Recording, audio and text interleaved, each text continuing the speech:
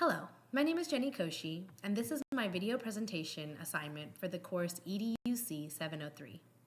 Today we will be discussing a philosopher that has made a great contribution to society and specifically to India, and that is Mohandas Gandhi.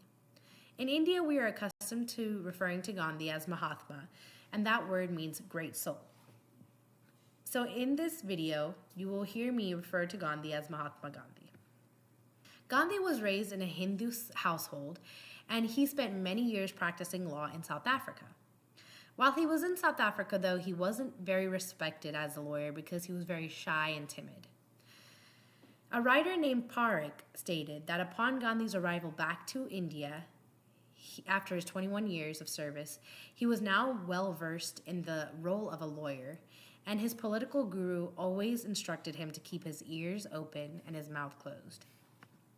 From then on, Gandhi became very observant, and this helped him in many ways during the 1800s.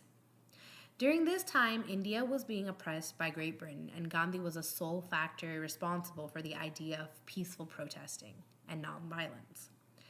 Gandhi believed in equality and patriotism, and he fought peacefully against the oppression of Great Britain.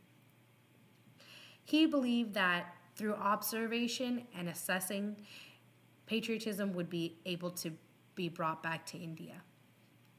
He believed that if you just were to sit around and let something happen, patriotism would not be real and it wouldn't be something that would be observed. Gandhi had 4 philosophies of education, and he believed that education should be available to all types of people. During Gandhi's time, caste systems were very prominent, and he believed that caste and class have no place in the lines of education. This brings me to the 4 philosophies that Gandhi believed in for education, and the philosophies were as to follow. Number 1, learners absorb informational facts in social context. Number 2, democracy is a process of doing. Number 3, the we group is adequate for reciprocal learning. And number 4, caste and class have no place in the lines of education. If we were to dissect these 4 learning philosophies, we can see that the first one was that learners absorb informational facts in a social context. And this means, in a social standpoint, information may be easier to grasp. Especially as a teacher, I can say that this is true in a classroom. At least in my classroom, I do notice that on the first day of school, the students are only taught what their parents teach them. The kids are only aware of what their parents have told them. So it is my duty as a teacher to provide a social setting for students to be able to learn. The second philosophy was that democracy is a process of doing. And to me, this meant that through democracy, general people have a say in their education. The third philosophy was that the we group is adequate for reciprocal learning.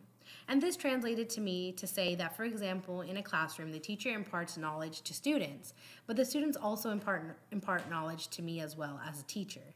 I am always learning from my students on a daily basis, and the cycle is forever going and reciprocal between me and my learners.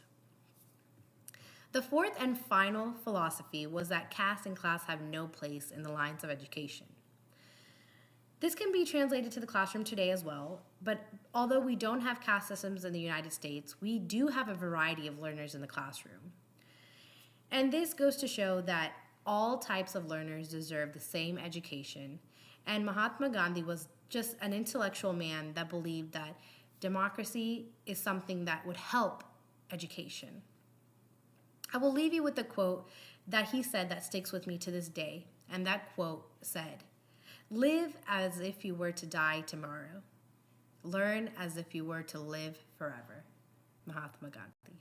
Thank you.